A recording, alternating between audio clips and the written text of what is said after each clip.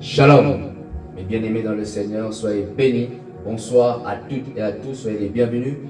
Vous qui venez de rentrer en ce direct, soyez bénis au nom de Jésus-Christ. Bienvenue à notre émission de ce soir, Parole de foi du soir, qui a pour but d'édifier votre foi, de nourrir votre foi, de fortifier votre foi. Alléluia. Une émission qui appartient au ministère Touch the Lives of Men. Donc n'hésitez pas à vous abonner sur notre chaîne YouTube Touch the Lives of Men. Alléluia. Vous pouvez également découvrir sur cette même chaîne d'autres programmes qui est attitré au ministère Touch the Lives of Men. Notamment, nous avons une église en ligne qui est intitulée CHRW TLM Church Online. Amen. Une église en ligne. Tous les dimanches, nous sommes en direct sur cette même chaîne YouTube à partir de 14h jusqu'à 15h, 15h30 en direct. Donc, n'hésitez pas à vous abonner à notre chaîne YouTube Touch the Lives of Men. Alléluia. Notamment, ce soir, vous êtes dans une émission qui est dédiée spécialement à la foi. Amen. Vous savez, chaque jour, votre foi sera mise au défi. Chaque jour, le diable s'opposera à votre foi. Et voilà pourquoi nous devons tous les jours nourrir notre foi. Amen. Voilà pourquoi nous venons vraiment avec une parole vraiment qui a pour but d'édifier votre foi ce soir. Et cette parole va vous donner le courage, la foi et la persévérance de continuer dans votre marche avec Dieu. Amen. Vous devez savoir ceci. La Bible déclare que lorsque le Fils de l'homme viendra, trouvera-t-il la foi sur la terre? Amen. Donc, il est très important de demeurer dans la foi. Voilà pourquoi tous les jours, tous les soirs, vous devez vous nourrir des paroles de foi. Alléluia. Sans plus tarder, mes frères et sœurs, je vous invite à même ouvrir votre Bible, amen, vos téléphones là où vous êtes.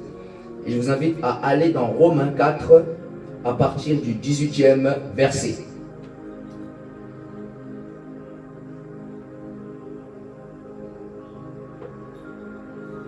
Romains 4, 18. Père, avant de commencer, j'aimerais prier pour toutes les personnes qui nous écoutent maintenant. Seigneur, je prie que tes paroles qui vont être déversées ce soir, que ces paroles puissent produire les fruits tant attendus dans leur foi. Je prie que leur cœur réceptionne ces paroles de foi et que l'ennemi ne vienne pas les distraire ou enlever la semence. Dans le nom de Jésus, amen. Amen. Je lis pour vous au nom de Jésus. La parole de Dieu déclare: espérant contre toute espérance, il crut et devint ainsi le père d'un grand nombre de nations, selon ce qui lui avait été dit. Est-ce que vous pouvez souligner ceci? Alléluia. Telle sera ta postérité. Verset 19. Et sans faiblir dans la foi, il ne considéra point que son corps était déjà usé, puisqu'il avait près de 100 ans, et que Sarah n'était plus en état d'avoir des enfants. Verset 20. Il ne douta point par incrédulité au sujet de la promesse de Dieu, mais il fut fortifié par la foi, donnant gloire à Dieu. Verset 21. Et ayant la pleine conviction que ce qu'il promet, il peut aussi l'accomplir. Alléluia. Vous savez, le thème de mon message ce soir est la longévité dans la foi et dans l'attente de la promesse. Alléluia. Ou on peut dire dans la constance de la foi dans l'attente de la promesse. Alléluia. La longévité dans la foi dans l'attente de la promesse. Vous savez, vous devez savoir ceci. Pourquoi la longévité? Vous savez, il y a plusieurs qui commencent dans la foi. Plusieurs ont reçu des paroles que Dieu leur a dit dans le secret. Mais il y a certaines personnes qui ont abandonné la foi. Il y a certaines personnes, pourquoi? Parce que certaines paroles qu'ils ont reçues du Seigneur, ils se sont dit que, mais Seigneur, depuis que tu m'as dit ceci, depuis que tu m'as dit cela, jusqu'à présent je n'ai pas encore vu. Voilà pourquoi le thème de mon message est la longévité dans la foi, dans l'attente de la promesse. Vous savez, vous devez être ces personnes qui demeurent dans la foi. Peu importe le temps, peu importe les saisons, peu importe les difficultés. Même si vous rentrez dans une difficulté, même si vous rentrez dans une situation compliquée, le Seigneur doit trouver votre foi. En chaque situation qui peut se présenter dans votre vie, chaque difficulté, chaque défi qui peut se présenter dans votre vie, vous devez demeurer dans la foi. Peu importe. Même si vous rentrez dans un temps de famine, même si vous rentrez dans un temps de désert, vous devez demeurer dans la foi. Voilà pourquoi je l'ai dit au début, lorsque le Fils de l'homme viendra, trouvera-t-il la foi sur la terre? Lorsque le Fils de l'homme viendra dans votre situation, trouvera-t-il la foi? Vous savez, pendant que je parle, je suis en train de voir clairement. Vous savez, lorsque le Seigneur ordonna aux disciples de passer de l'autre bord, et pendant qu'ils étaient en train de traverser, la Bible déclare que Jésus a commencé à dormir, la poupe sur le coussin. C'est-à-dire que Jésus a commencé à dormir, à se reposer. Et pendant que Jésus s'est endormi, la Bible déclare que le vent et la tempête s'est levé. Et les disciples ont commencé à paniquer. Les disciples ont commencé à avoir peur. Pourquoi? Parce qu'ils voyaient que l'eau était en train de rentrer dans la barque. Et directement, les disciples se tournèrent vers Jésus. Maître, maître, nous périssons. Et lorsque Jésus s'est levé, qu'est-ce que Jésus a fait? Il a ordonné au vent et à la tempête de se taire. Et quelle était la première chose que Jésus a reproché aux disciples? Gens de peu de foi. Dans d'autres versions, on dit, où est votre foi? La première chose que Jésus leur a reproché, c'était la foi. Où est votre foi? Même si vous traversez une situation compliquée, où est votre foi? Même si cela prend du temps, où est votre foi? Voilà pourquoi je parle de la longévité dans la foi, dans l'attente de la promesse. Vous savez, vous devez être patient. Vous savez, lorsque Dieu donne une parole, c'est lui seul qui sait le moment ou l'année ou la période dont cette parole va s'accomplir. Vous savez, lorsque Dieu nous donne une parole, on ne connaît pas le temps. On ne connaît pas à quel moment cette prophétie va s'accomplir. Voilà pourquoi la Bible déclare que c'est une prophétie dans Habakkuk 2:1. C'est une prophétie dont le temps est déjà fixé.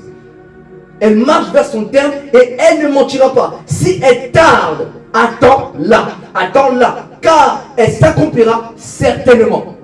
Voilà pourquoi un homme de foi doit savoir être patient dans l'attente de la promesse. Je crois, ce que Dieu m'a dit, je le verrai. Peu importe le temps. Vous savez, lorsque Dieu donne une parole, je l'ai dit, on ne connaît pas le temps. Mais dans ce temps-là, qu'on ne connaît pas, le Seigneur veut voir notre foi. Voilà pourquoi je parle de la longévité. Pourquoi? Parce que plusieurs, vous savez, c'est facile de recevoir une parole prophétique de la part du Seigneur. Plusieurs ont reçu des paroles prophétiques, mais plusieurs n'ont pas su demeurer dans la foi. Plusieurs n'ont pas su attendre la promesse. Voilà pourquoi Habakkuk a dit, j'étais à mon poste. J'attendais, je veillais pour voir. Vous savez, un homme de foi, vous devez être patient, développer la patience. En l'occurrence, ici, Dieu avait promis à Abraham que de toi sortira une postérité. De toi sortira des rois. Il avait reçu la promesse, mais Abraham n'avait pas reçu le temps. Et j'aime dans cette parole, la Bible déclare que et sans faiblir dans la foi. Et vous savez, lorsque Dieu révèle ces paroles prophétiques pour Abraham, lorsque vous regardez dans Genèse 12, Abraham avait 75 ans. Et lorsque vous regardez l'histoire d'Abraham, Abraham a reçu son Isaac à partir de 100 ans. Alléluia. Et ce que j'aime ici, on nous donne un détail ici au verset 19. Et sans faiblir dans la foi.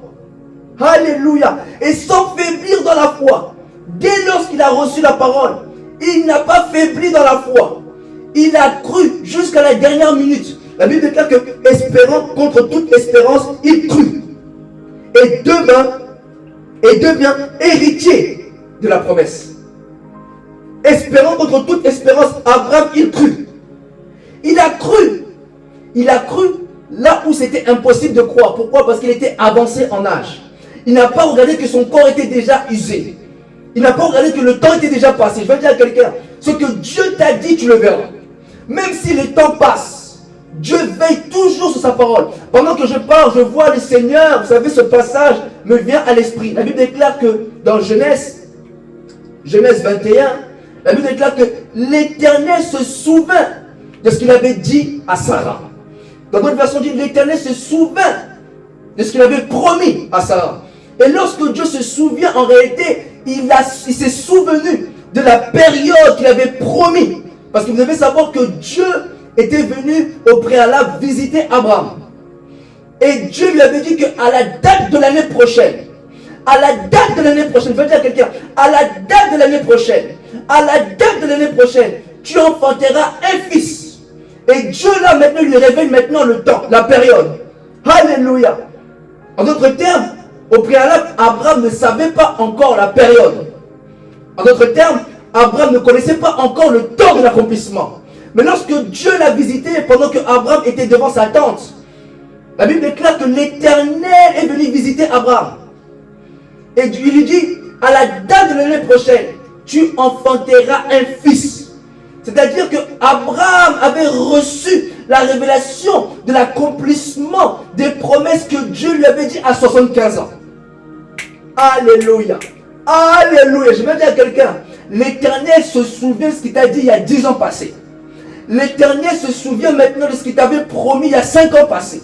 L'Éternel s'est souvenu de ce qu'il t'avait promis il y a 15 ans passés.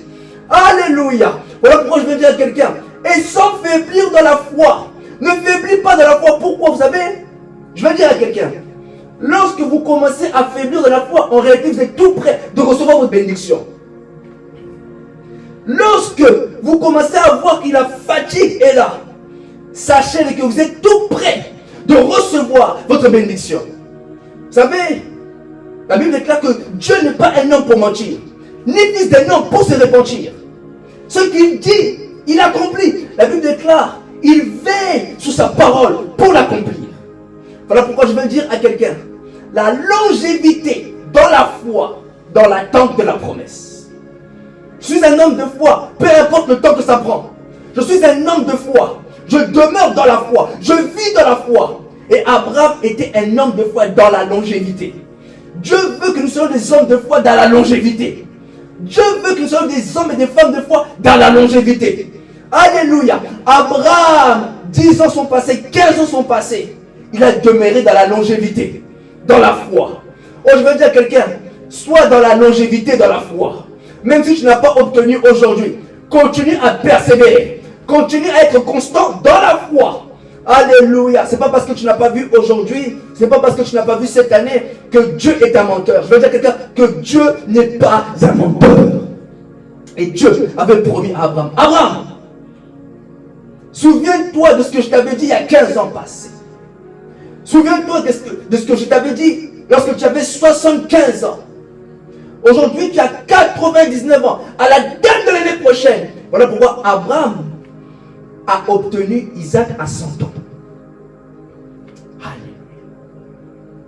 Alléluia. Alléluia. Je vais dire à quelqu'un, accroche-toi. Vous savez, la foi, c'est s'accrocher. C'est s'accrocher aux promesses de Dieu. La foi, c'est s'accrocher à ce que Dieu nous a dit dans le secret.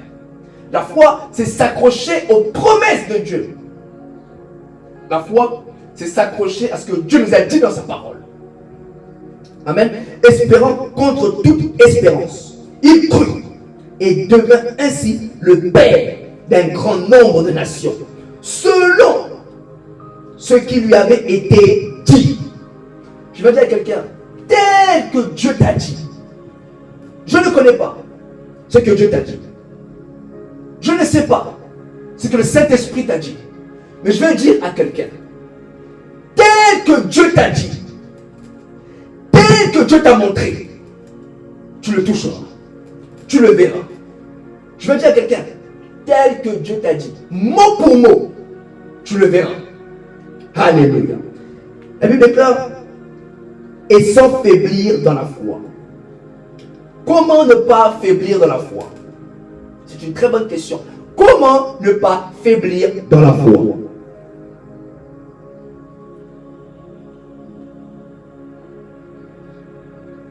Comment ne pas faiblir dans la foi?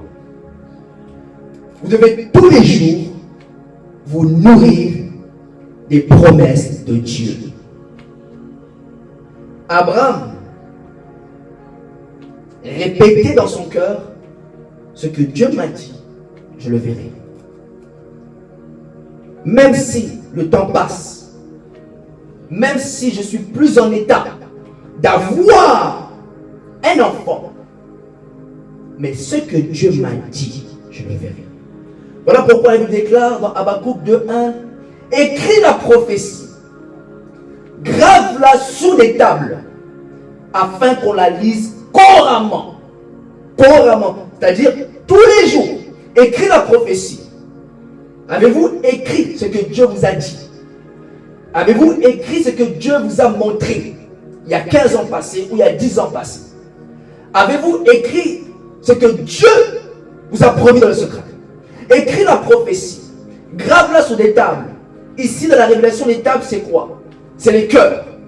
Grave-la dans ton cœur, afin qu'on la lise couramment. Vous devez non seulement écrire la prophétie, et vous devez toujours répéter, vous devez toujours lire ce que Dieu vous a promis. Vous devez garder cela dans votre cœur. Ce que Dieu m'a dit, je le verrai.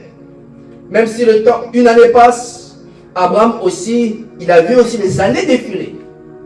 Abraham a vu les années défiler. 75 ans, il arrive à 80 ans, il n'a pas faibli de la foi. Il arrive à 85 ans, donc 10 ans passés, il n'a pas faibli de la foi. Il arrive à 95 ans, donc encore 10 ans passés. Donc 20 ans passés. 5 ans de plus. Alléluia. Donc 25 ans. 25 ans. De 75 ans à 100 ans. Ce que Dieu lui avait dit à 75 ans, Abraham a obtenu cela à 100 ans.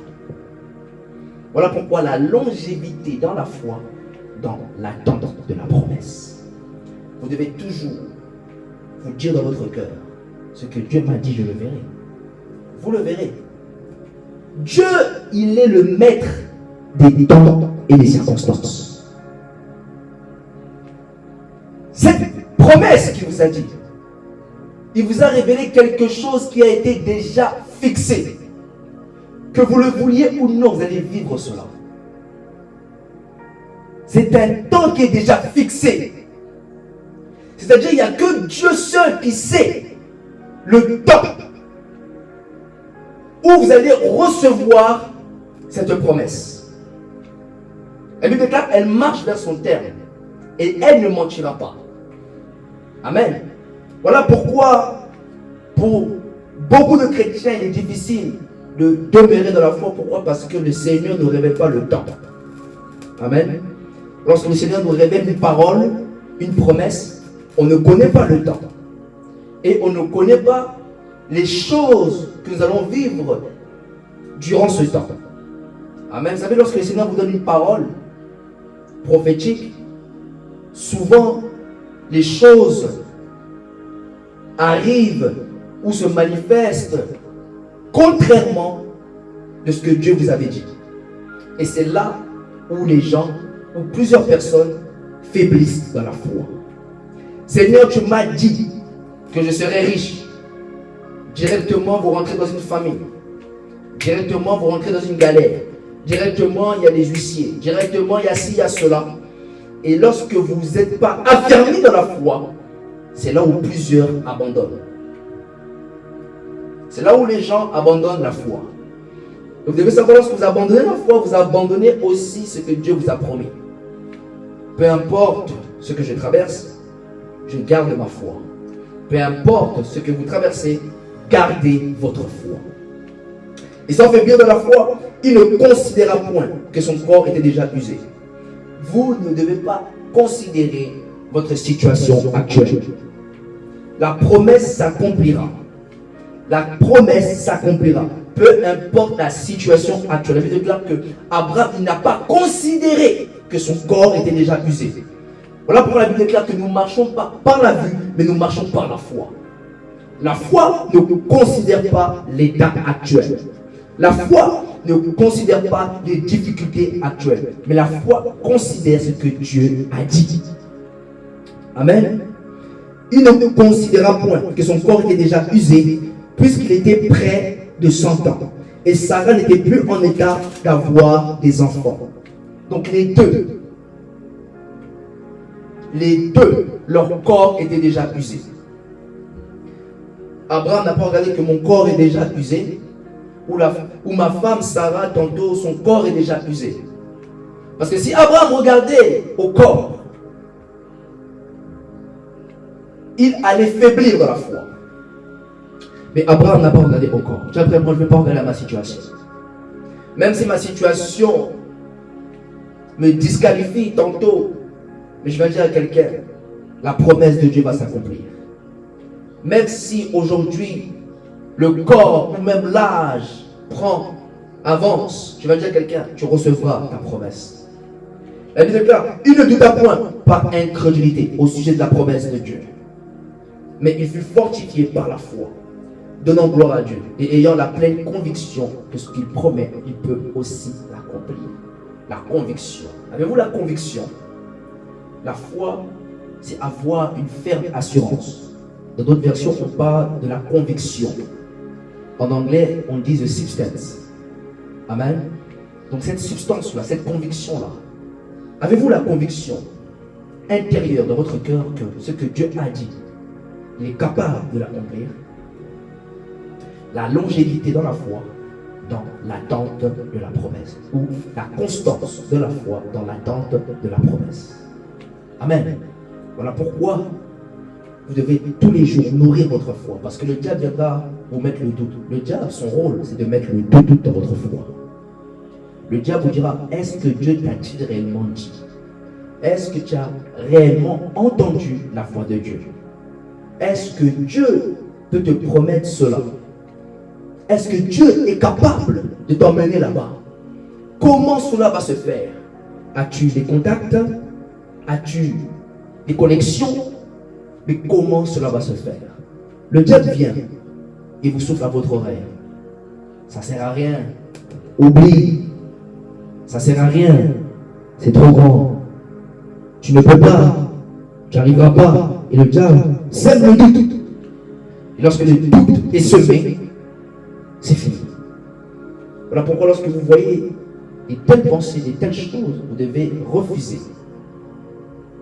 In the name of Jesus, Satan, get out. In the mighty name of Jesus Christ, get out. Vous devez chasser ces pensées.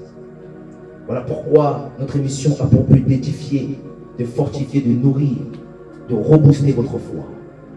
Voilà pourquoi je vais prier pour vous maintenant. Et je vais déclarer au nom de Jésus. Je déclare là où vous étiez fatigué de la foi. Je déclare que cette parole, et je crois que cette parole vous a donné le pouvoir de continuer, d'être constant, d'avoir cette longévité dans la foi. Je déclare, recevez maintenant la force, le courage d'aller et de vous relever maintenant au nom de Jésus. Recevez ces paroles de foi dans votre cœur. Mets ta main sur ton cœur et dis, Seigneur, me voici. Je renouvelle ma constance dans la foi. Je renouvelle ma longévité dans la foi. Désormais, je ne douterai plus. Désormais, je vais persévérer. Désormais, je vais continuer. Au nom puissant de Jésus. Amen. Alléluia. Alléluia. Amen. Vous étiez avec le pasteur Shadrach Ngoso, visionnaire du ministère Touch the Lives of Man. Alléluia. N'hésitez pas à vous abonner sur notre chaîne YouTube Touch the Lives of Man. Vous étiez dans l'émission Parole de foi du soir. Amen. Abonnez-vous, n'hésitez pas à vous abonner sur nos réseaux sociaux. Nous sommes sur TikTok, Instagram et Facebook. Si vous mettiez Touch the Lives of Men, vous allez nous voir. N'hésitez pas à vous abonner, il y a des très grandes choses qui arrivent. Amen. N'hésitez pas aussi à suivre notre église en ligne, CHRWTLM Church Online, sur Instagram, sur TikTok et Facebook. Amen. Tous les cultes, amen, se passent sur la chaîne YouTube Touch the Lives of Men, tous les dimanches de 14h à 15h, 15h30. N'hésitez pas, amen. Vous voyez ici, je porte le t-shirt Touch the Lives of Men, ici à la tasse, amen. Donc n'hésitez pas à nous suivre, il y a des très grandes choses qui arrivent, des très grandes choses qui arrivent pour 2026. Amen. N'hésitez pas à nous soutenir, amen. Si vous avez à cœur de semer, n'hésitez pas à semer pour ce ministère, pour l'avancement de ce ministère. Amen. Donc, soyez bénis. On se dit à très vite pour une nouvelle parole de foi du soir. Amen. Soyez bénis. Au nom de Jésus. Amen.